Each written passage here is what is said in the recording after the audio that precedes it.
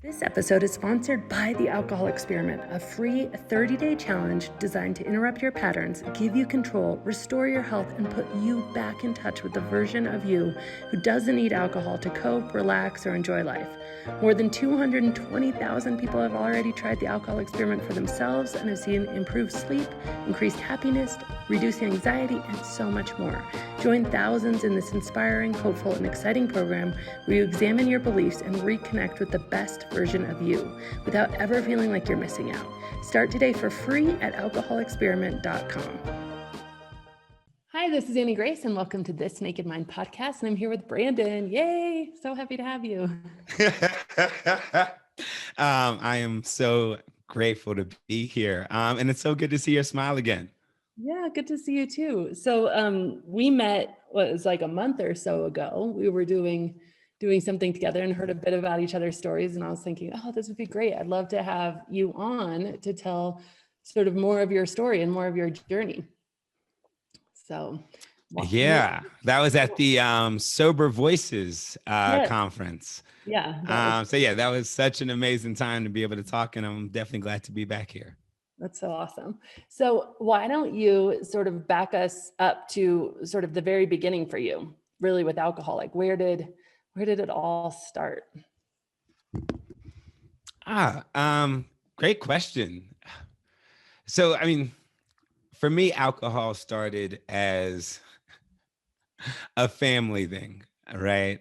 So my actual first time with alcohol, and this isn't when I was like too cognizant, but I think it's just something a marker. My first time with alcohol, I was actually like 4 or 5 years old. And it's because during the Redskins games on Sundays, all of the men in my family would gather in my grandfather's room and they would watch the Redskins and they would just drink till blacking out. And it would be my job to go around and collect all the cans. All right. And so in that time, of course, as a young kid, like I don't even understand what beer is. But I'm taking them and I'm going back into the kitchen and I'm sneaking my own sips. And I end up getting caught. And it's a story that like my family still tells to this day, right? Because people are like, oh man, y'all thought Brandon was a good kid, but like he's been drinking since he was like 4 or 5 years old. He's been sneaking our drinks back in the day.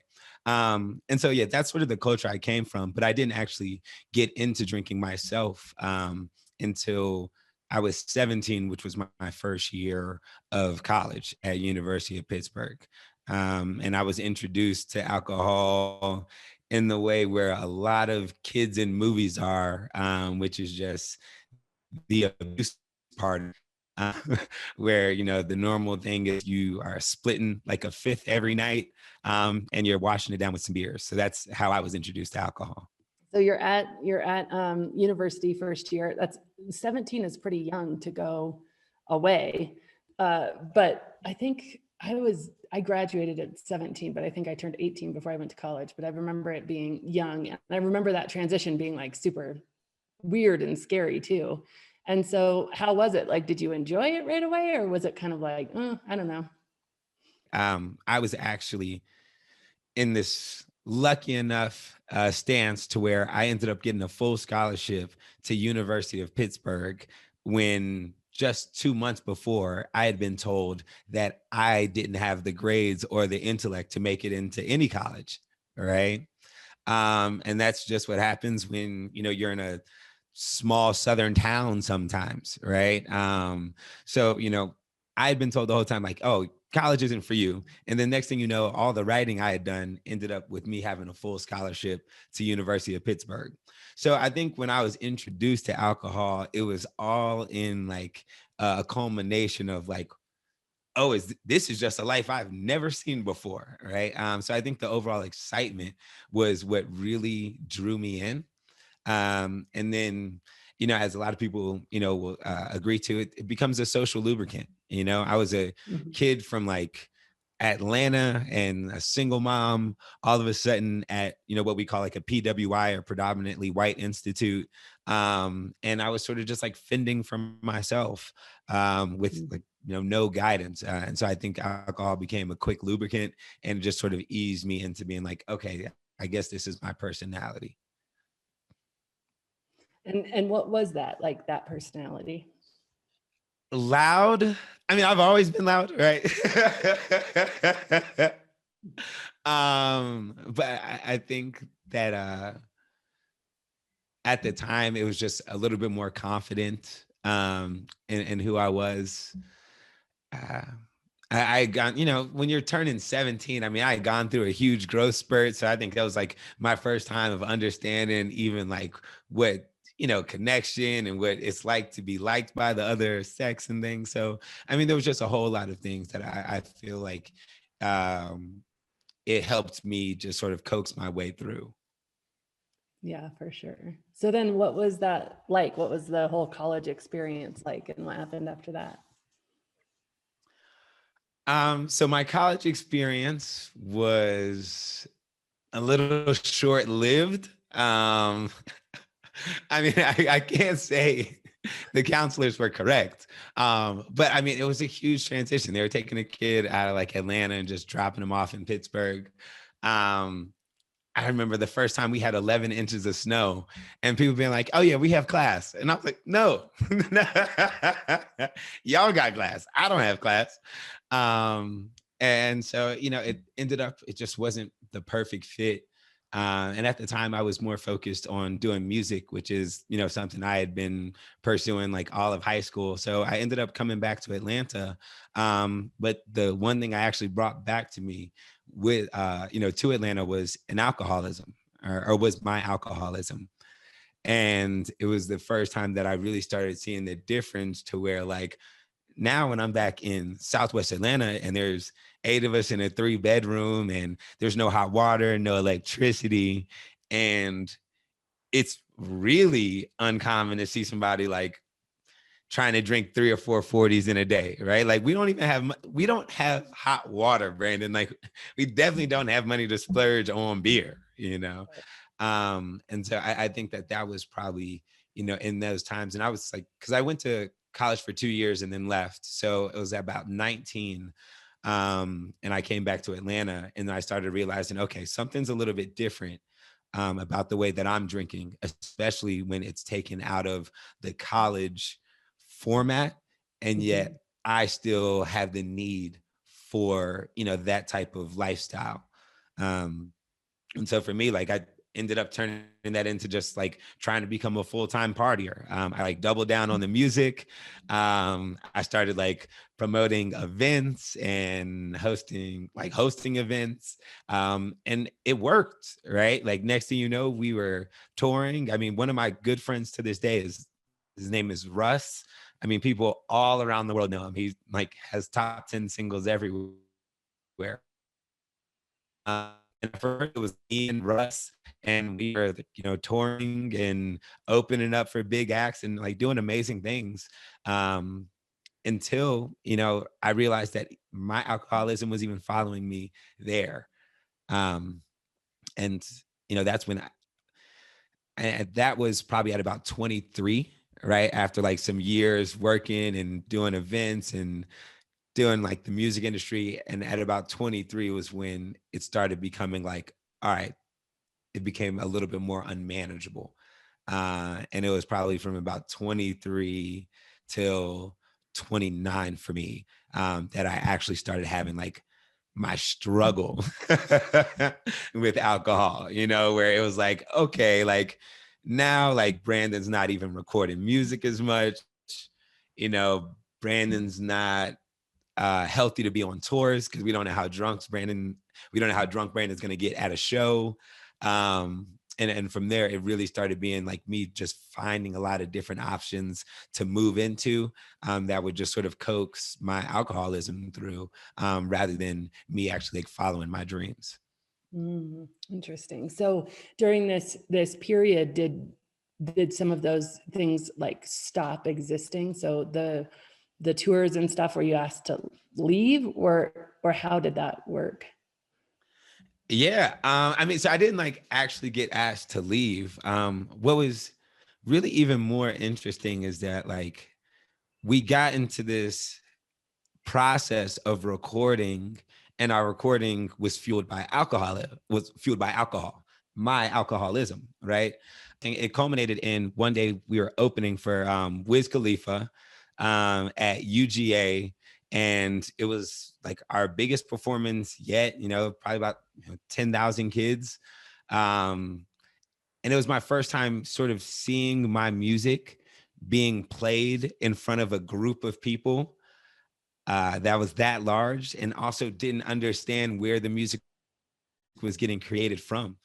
And at the time, I think I just started looking at it and realizing, like, okay, like even this character that I'm creating right now is just a ball of anger and trauma.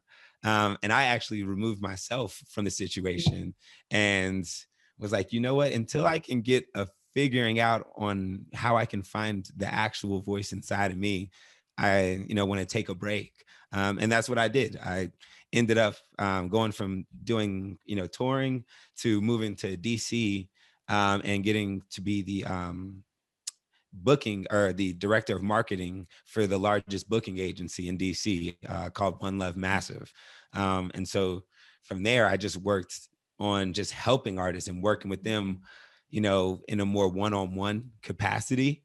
And then it also just gave me free reins to just be almost as wild as I want for the next couple of years. And so, yeah, that's definitely, You didn't when have to things be started on ramping up. stage and you didn't have the pressure, so you could kind of like, and probably a lot more people were, I mean, I don't know, I have no idea how the music industry is, but I assume that there is probably some level of like, you have to be able to perform, whereas it's probably. Exactly. There's a lot different level of accountability when it's up to you to create, right? Right. Instead of delegate, right? When you are just like in charge of booking, all you have to do is like, all right, this artist should be where? All right, let me call him up real quick. This person should be where? Call him up real quick. And that's something you can do on autopilot. But when you're in the actual like creation mode, when you're not, within peace, like within yourself, then it's tough to turn it on at any point in time. So that sounds like really pretty much of a success story. So you were really like doing this, enjoying it, I assume, and feeling good about it, or where were you at with the booking job? Oh, no, I was feeling terrible, right? Okay. So all right, so the booking job was You had a big great smile because it on, so became, nobody could tell. yeah. No, so the booking job was great because this is where, like, lucky for me, this is where my alcoholism actually like rubber hit the road and things started becoming so unmanageable that something had to change, right? So with the booking job, the way that it was set up is that we had this office where the bottom floor was like a clothing store, the middle floor we had a stage, and then on the third floor there was a recording studio, right? So there was just multiple times where you could set it up to where there's 24 hours worth of things going on, right? So there's always an excuse to be partying, right? So what I would like really be like manipulating in my head is like the schedule into like, how could I be able to drink, right? Like, 24 hours straight and no one can look at me funny at any time while I have a drink in my hand, right? And that really became the goal. And so like I would have my highs, I mean, because it is something I love to do. I think we all experience this in our alcoholism. There are those times where you're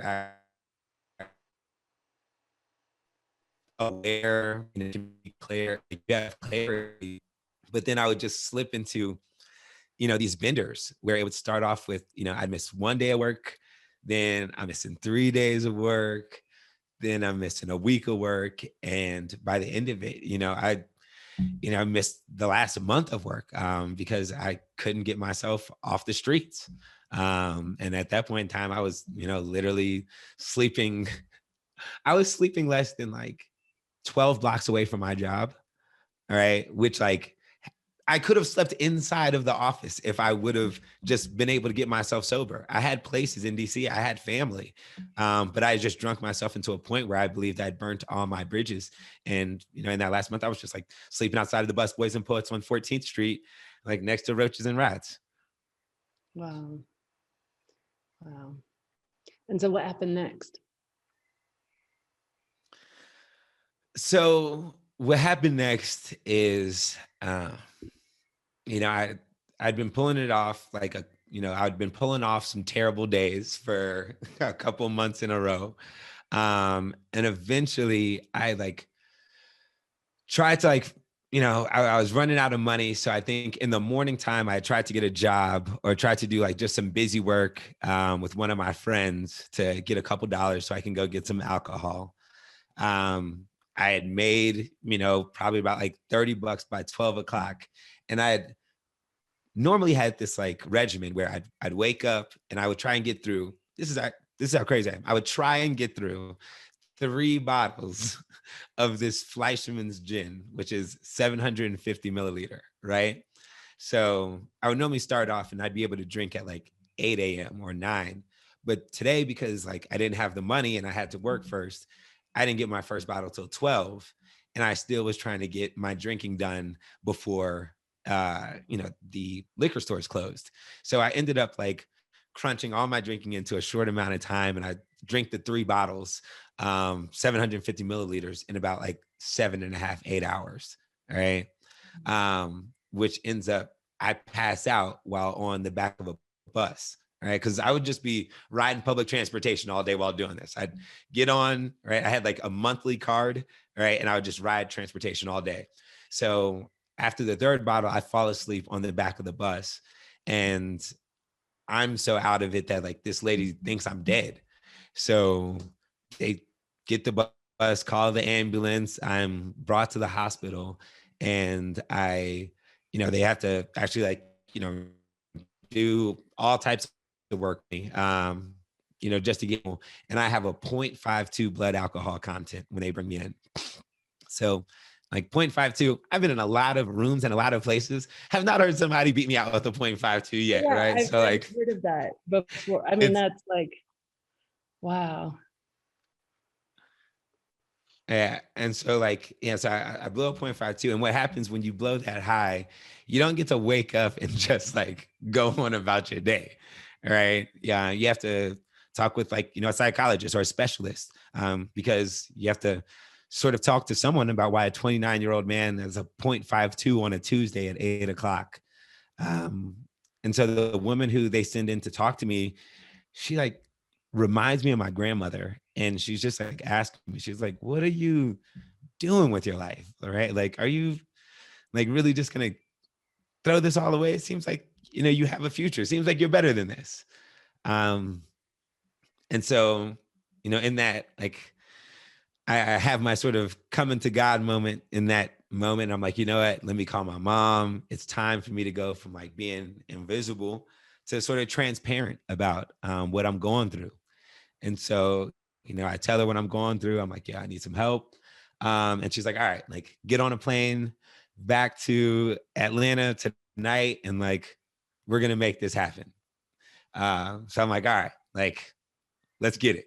So she gets me a plane ticket, and she gets me a plane ticket for 4 o'clock. It's 11 a.m. Right. And she's like, all right, all you got to do is just leave the hospital, get to the airplane. You'll be good. Right. I'm like, all right, no problem at all. Unbeknownst to everybody else, I know, right? Because like she talks with the hospital and she's like, look, I don't want him to drink no more. So like he has to leave at 1 o'clock to where he has to make it to the airport. He can't get drunk in that time. He'll make it back. And so everybody's agreeing. I'm like, yeah, let's do that. But of course, in my alcoholic mind, I'm like, I got to still have one last hurrah before I give it up. So on the train there, I know that there's still a liquor store that's right next to one of the stations. And it's 2 stops before the airport, right? So 2 stops before the airport, I hop off, grab 2 pint-sized bottles of the Fleischmann, and hop back on the train. And I have 8 minutes to chug these 2 pints. So I get to it, chug the pints, and make it into the airport. Literally just 12 hours before, blown up 0.52. And now I'm here after chugging, 2 pints in 8 minutes, and I'm trying to get on the plane. But of course, like I actually end up making it to the point where like I'm in security. But eventually I end up just like passing out and like breaking my glasses. And I get dragged out of the airport and I have to wake up the next time in jail. And so like my mom, who had not heard from me in, a little while, all of a sudden gets 2 phone calls in 12 hours, once in the hospital, once in jail. And that was when I had like, finally, I was like, okay, if there's going to be a last hurrah, it's that one, right? You can check that off. And I surrendered. I came, I did some inpatient treatment. And then after that, I moved to a pecan farm in Perry, Georgia, and went and picked up sticks for 6 months in order to just like start finding myself again. Do you think, well, I have 2 questions. So first of all, that life of the monthly bus pass and getting on the bus and driving around and drinking, like what were you thinking? What were you feeling? Like, were you in your mind feeling very trapped? Or was it like, do you remember at all how you were thinking or feeling? I do. So at the time, I was going through this like internal struggle because I'd given up music, right? Like, and I wasn't sure. I was definitely still battling in my mind if I had given it up for myself or given it up for alcohol, right? And not even just giving it up for alcohol. Like, did I give it up because I was too scared, right? Like, I didn't have a reasoning, and it was something that I had been pushing myself for a long time.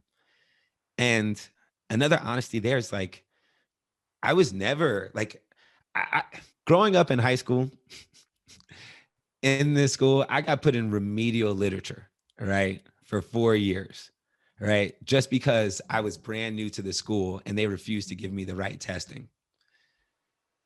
I was also the first year where the SATs opened up the writing section. I went from being a remedial reader and writer in my head to getting a perfect 800 on the writing section of the SATs, and the entire school having to finally sit down and be like, so we were doing a disservice to Brandon. We refused to let him get more. So then like my entire high school threw me off, because then all of a sudden, like as the SATs are coming out, I didn't even apply to colleges, right? Because I'd been told my whole life, you can't even read or write, right? I don't know why you think it's good, but like, you're not a good student. You have ADHD, all these things. And so I had devoted all this time to music because everyone told me everything was wrong about how I learned and how I worked. And then all of a sudden I gave it up, and I didn't have a degree, right? Like I had just come from like living in 8 of us in a 3-bedroom with no hot water, electricity. And I had been arrested 5 times in Atlanta before this. Like I didn't even understand, where do you start when you're at that age, when you're 24? And it's like, it's not like I ever had a degree. No one ever told me I was smart. I don't have any rich relatives or anything like that. What do I do? Right. And then I'm living in the hood. I'm on Minnesota Avenue at the time, Southeast DC. I'd been caught in shootouts, right? It's easy to give up and just be like, I think this might be it. And if this is it, like, I think this would be the easiest way to survive. And the easiest way to survive is to numb it out. Yeah, it sounds like just survival at the basis level, doing the best you could with the tools you have. And you're like, I just need to get through the day. Yeah. And so my second question was that second last hurrah of stopping at the train stop and then getting arrested. Do you think, because once you went to the pecan farm, I mean, I know this about your story already, is like, that was it for you. Like, you were done and everything has changed. And that's really miraculous in a lot of ways. And so I wonder, do you feel like that last hurrah was important to just, like, if you wouldn't have had that, so do you feel like there would have been? I actually had one more last hurrah. Okay. All right. Yeah. And the thing is, so my actual last hurrah was, so I did 6 months at the pecan farm. And then in those 6 months, although I did a ton of healing, right, it was my big plan to be able to make it back to DC, right? So in those 6 months, I had done all this great work. And then like, I just started pivoting myself. I was like, okay, I have to get back to the old me, right? So towards that last month, I started putting in all resumes towards jobs in DC. I started talking with my ex-girlfriend. We got back on the same page. And I actually, after the pecan farm, I moved to DC for 3 days, right? Um, and I actually went and worked for Yelp, right? So I went and took on like a high stress job in the middle of DC, moved in with my ex-girlfriend back into the old hood. And so my actual last ride was a 3-day stint of me going to DC, starting Yelp on a Monday and being so drunk that I took a bus home on a Wednesday all the way back to Atlanta. And that was my actual like, okay. And for me, that was, I don't get a lot of chance to talk about that hurrah because it was sort of such a blip. And it didn't have like the huge growth after it. But for me, like, I think it's still one of the most instrumental times because I learned in that actual last hurrah that there was no going back, that there was no past. And I think that that's where a lot of us get caught up. I heard it a lot of times in my early recovery, like, oh yeah, man, I'm just trying to get back to the old me. And my mentors or my sponsor would say, like, there is no old you got to go to 2.0. Right. But even like further than that, I actually had to like realize like there's no past, right? There's no past, there's no future. Like you only have the you and the now.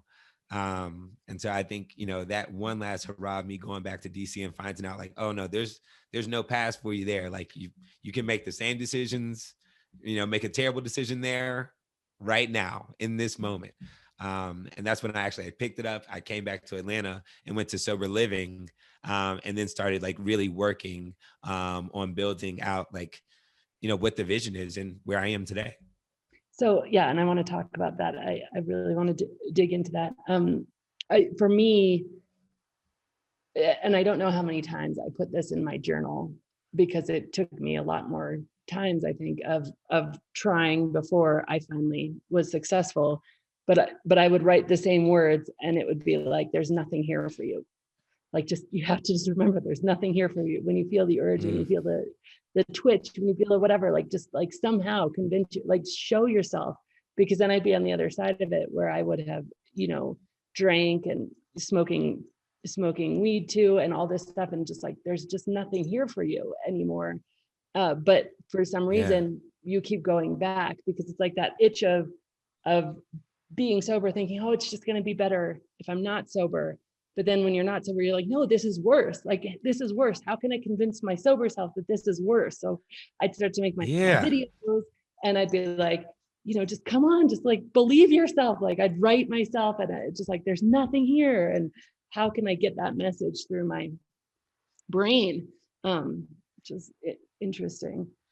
So let's change gears. So now, I mean, you've done phenomenal things. And so I'd love to just sort of hear, you know, what happened next and how the next chapters unfolded.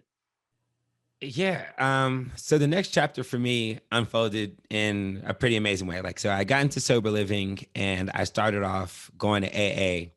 But I noticed pretty early on that I did not love the numbers of relapses that were happening in AA. So I wanted to start just piquing my mind into like, is this something a little bit deeper? And that's when I started getting into therapy. And when I got into therapy, that's when I actually had a chance to talk with my therapist and realized I had a lot of issues about not really knowing who my father was and not actually having a relationship with him. And she, you know, created a program between us, like, all right, let's take these small steps towards, you know, getting to know your father. I ended up reaching out to him, come to find out like he had just gotten sober, right? And in him getting sober, he had literally bought the name of a nonprofit, and it was named after my little sister, which it still is today, Santana's Foundation. But he had no clue how to run a nonprofit. He's, you know, a thug, you know what I'm saying, from Southeast DC. Like he grew up smoking crack in DC, right? Like it's a huge transition that he's having in life right now, and he's doing amazing at it. But at the time, like he just had no clue. And so what we did is we're saying like, okay, this could be like a family project of us just working together and finding ways to heal. And as soon as we started working on Santana's foundation, there just started being changes because we started realizing like, all right, well, what's going to be our mission? And our mission is, you know, to this day, that we spread happiness by sharing equity.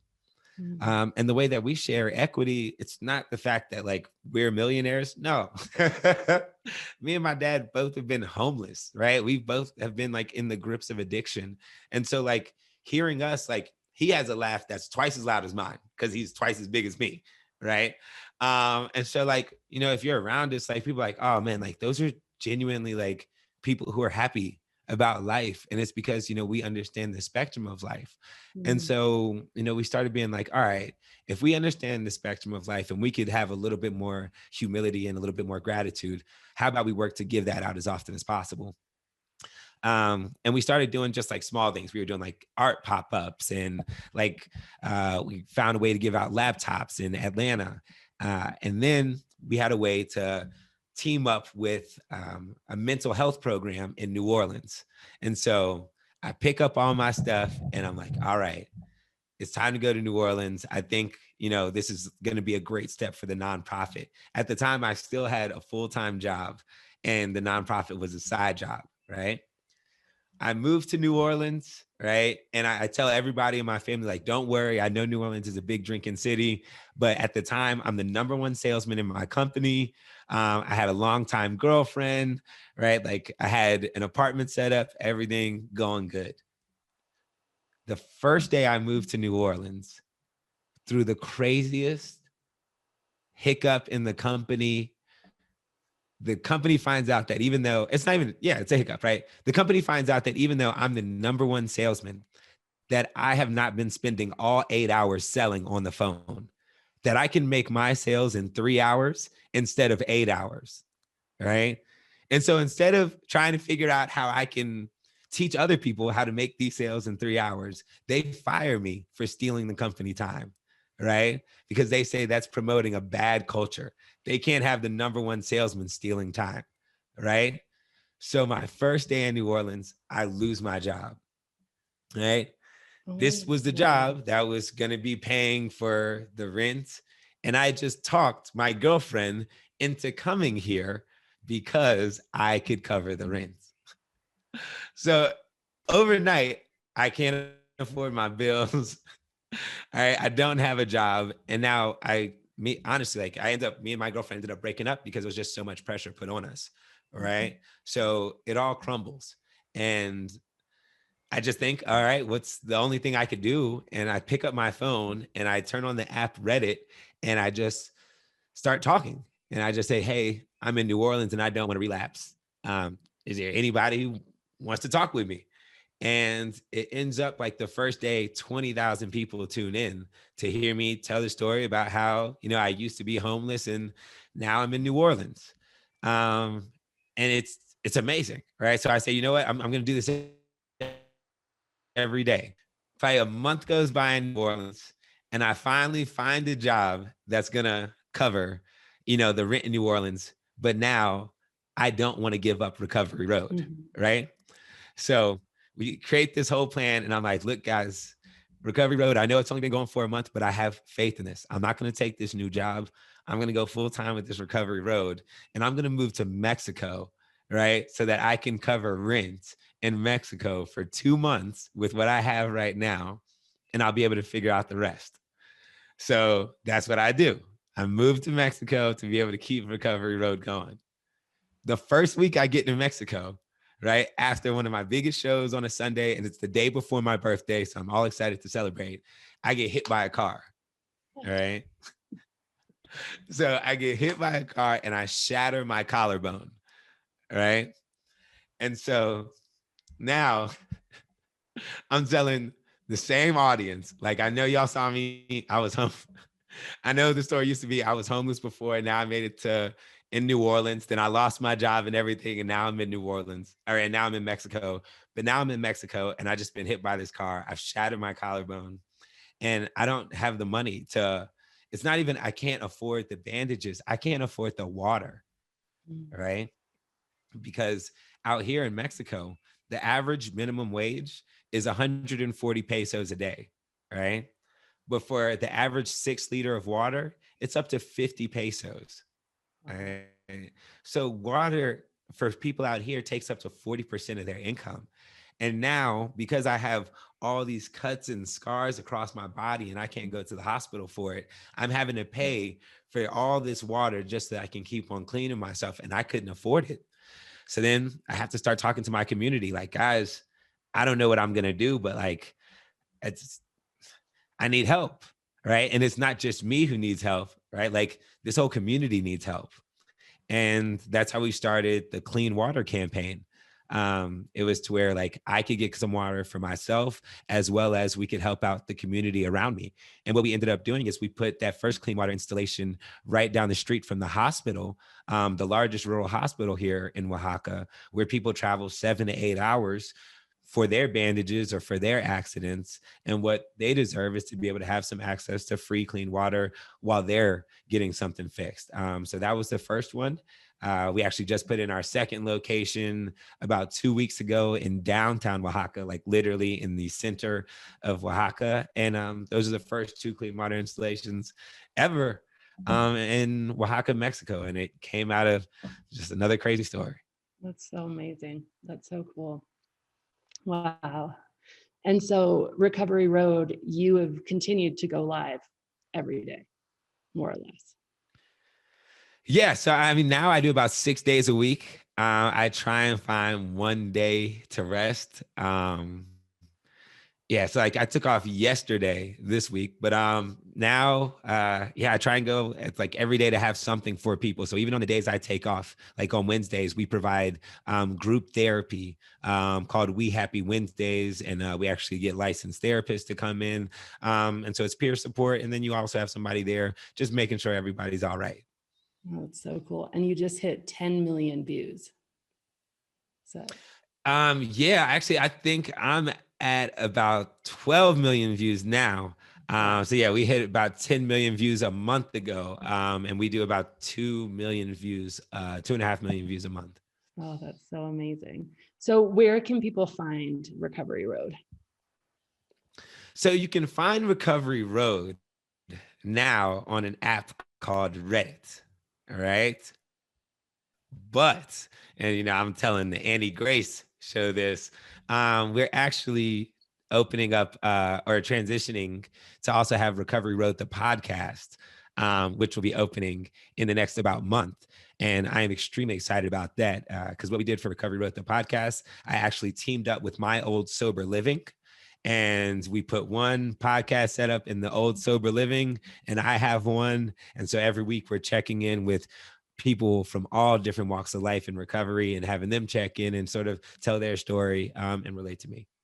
Oh, that's so cool. That's so cool. And so what's next for the Santana Foundation? So, Foundation is a program called Heart to Heart. I am so excited for it. I'm actually going to be headed to Peru in just 10 days. And Heart to Heart is a program that we started because, we are always doing programs where we're doing fundraisers and helping people out, but we needed to start figuring out what's like a streamlined, efficient way to start bringing in some funds that can like constantly help people out. And so with Heart to Heart, what we've done is we've teamed up with indigenous coffee and tea farmers. Here in Mexico, we have farmers in Veracruz, and we also teamed up with farmers for tea in Lima, Peru, where I'm going next. And we're going to start shipping some coffee and tea back to the States to where we can provide some, equitable prices or beneficial prices to the farmers out here. And then they also have causes for our location in Atlanta where we'll be doing our pop-ups. So if anybody's interested in some coffee, Heart to Heart is like literally about a month away from being able to start shipping out some like indigenous grounds from, Lima, Peru, Veracruz, and eventually Colombia. So I'm excited about that. That's so awesome. So if people want to get involved, like if they want to buy coffee, if they want to donate, all that sort of stuff, where do they go? How do they find the best way to do that? Yeah, I really say the best way to find out about what we're doing on a day-to-day basis is follow us on Instagram, which is Santana's Fund, right? Santanas, Santana like Carlos Santana, right? Or you can just follow me, Brandon B.E. Happy. But if you're interested in taking that next step, right? If you're interested in being one of the people who's helping sponsor one of our clean water installations, which we are still looking for help and support for. If you're interested in getting some coffee or interested in just donating to any of the causes, then check out our website, santanasfoundation.org, and you'll get to see all the videos and all the hard work that we've done there as well. I love your story so much, Brandon. It's just like full of miracles and full of goodness and gratitude and love, and it's just really beautiful. So I don't know, it's such an honor to have you on and hear all of the incredible stuff you've done and how you've just turned it around, and how I know this about you, that you're so grateful for all the steps in the journey as well, which is really cool. Yeah. I mean, if there's anything I just want like everyone to know is like a miracle is only a moment away, and we're only one miracle away. I love that. All right. And that's all we need, So like you just keep on showing up. You never know when the miracle happens. You end up sitting across from an amazing person like Annie Grace. And it's just from showing up enough days and just knowing the miracle is a moment away, and I only need one miracle to make it happen. So yeah, I'm so grateful for this.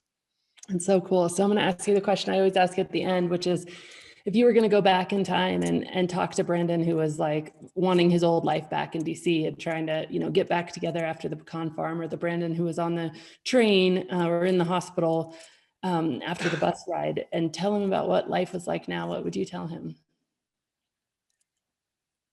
Oh, tell him what life is like now. I would tell him that everything that you've gone through and everything that you're going through is simply to add fuel to the fire. I tell him that everything has its own purpose, and the universe does not care what happens to you. It only cares how we're going to respond. So that's the last thing I leave him with, man. Like, I know it's a lot that's going to happen to us. The universe only cares how we're going to respond to it. So let's just keep on responding the best way possible and see what happens. Oh, I love that so much. It's so awesome. Oh, good stuff. Well, thank you so much for coming on and sharing more of your story and sharing all the details. And it's just been awesome. Thank you so much for just taking the time out to listen. And once again, I'm so grateful to just be able to be, another form of representation. Exactly what you're doing is exactly what I'm doing. Just showing people like, this is what recovery can look like as long as you keep on showing up. So thank you. Awesome.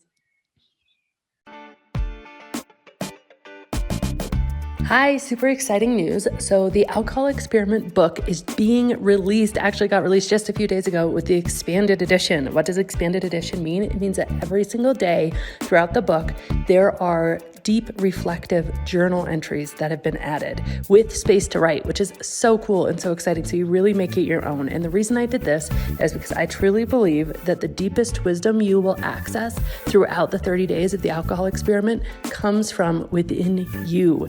You know more about what's best for you than anybody else in the entire world. And I know sometimes that can be hard to believe, but when you really access your own wisdom, it is so profound. So you can pick up your own copy at alcoholexperimentbook.com and check it out. It's really powerful. And as always, rate, review, and subscribe to this podcast, as it truly helps the message reach somebody who might need to hear it today.